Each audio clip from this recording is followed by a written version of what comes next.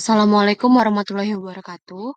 Perkenalkan, saya Nazira Talita Naswa dengan NIM 07231072, merupakan mahasiswa aktif Teknik Sipil Angkatan 2023. Pada kesempatan kali ini, saya akan membawakan materi mengenai peran geomatika untuk pekerjaan teknik sipil. Berikut adalah 6 macam bidang minat teknik sipil Institut Teknologi Kalimantan. Yang pertama ada bidang geoteknik, yang kedua bidang struktur, yang ketiga bidang transportasi, yang keempat bidang hidroteknik, yang kelima ilmu beton dan material, dan yang terakhir ada manajemen konstruksi. Sebelum saya menjelaskan pentingnya peran geomatika pada pekerjaan teknik sipil, saya akan menjelaskan apa sih geomatika itu.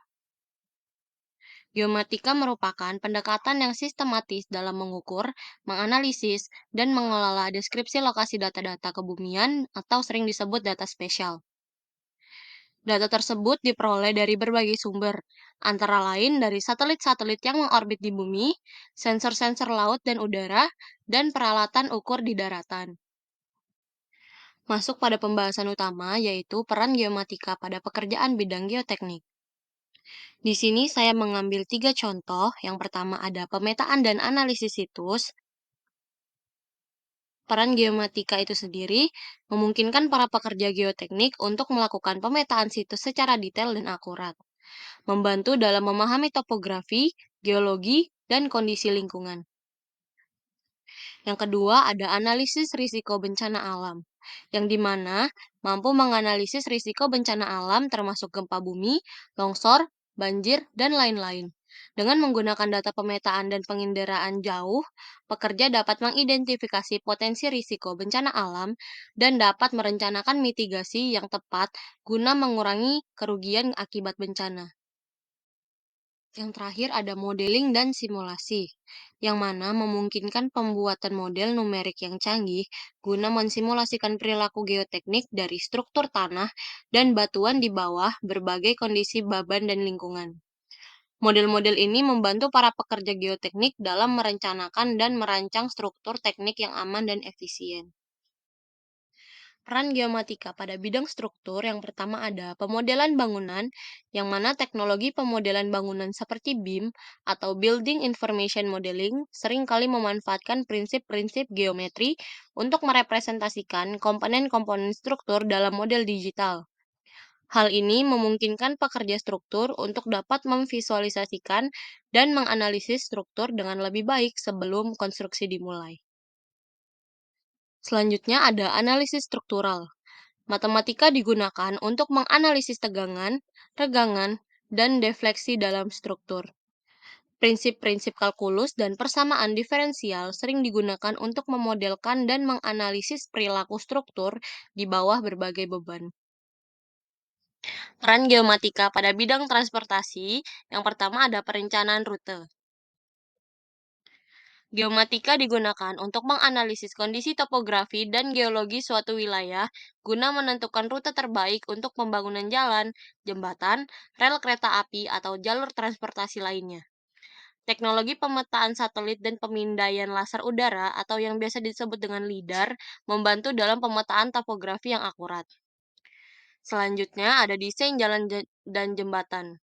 Geometri diterapkan dalam desain geometris jalan dan jembatan untuk memastikan kriteria keselamatan dan kenyamanan pengguna jalan.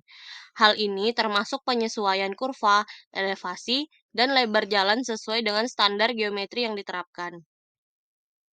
Peran geomatika pada bidang hidroteknik antara lain desain saluran dan drainase. Geometri diterapkan dalam desain geometri saluran air dan sistem drainase untuk mengoptimalkan aliran air dan mengurangi risiko banjir. Prinsip-prinsip hidrolika dan geometri digunakan untuk menentukan dimensi, elevasi, dan gradien saluran air yang efisien. Selanjutnya ada pemodelan hidrologi dan hidraulika. Teknologi pemodelan hidrologi dan hidraulika memanfaatkan data spasial dan pemetaan untuk memprediksi aliran air, erosi tanah, banjir, dan dampak lingkungan lainnya. Hal ini membantu dalam pengembangan strategi mitigasi bencana alam dan manajemen risiko banjir. Peran geomatika pada bidang ilmu beton dan material. Yang pertama ada pemantauan kualitas material. Selama produksi material konstruksi seperti beton, teknologi pemantauan menggunakan sensor dan pengukuran geospasial membantu dalam pemantauan kualitas material secara real time. Hal ini memungkinkan deteksi dini terhadap ketidaksesuaian dan memastikan kualitas yang sesuai standar. Yang kedua, ada pemeliharaan infrastruktur. Geomatika digunakan dalam pemantauan kondisi infrastruktur seperti jembatan, jalan, dan gedung. Teknologi pemetaan dan penginderaan jauh membantu dalam pemantauan retakan, perubahan deformasi, dan kerusakan lainnya yang dapat mempengaruhi keamanan dan kinerja struktural. Dan yang terakhir, ada peran geomatika pada bidang manajemen konstruksi. Yang pertama ada analisis resiko dan keselamatan. Analisis spasial digunakan untuk mengidentifikasi potensi risiko dan bahaya di lokasi konstruksi. Dengan memetakan faktor-faktor seperti topografi, kepadatan penduduk, dan aksesibilitas, manajer proyek dapat mengembangkan strategi keselamatan yang lebih efektif. Selanjutnya ada manajemen aset infrastruktur. Geomatika digunakan dalam manajemen aset infrastruktur seperti jembatan, jalan, dan gedung.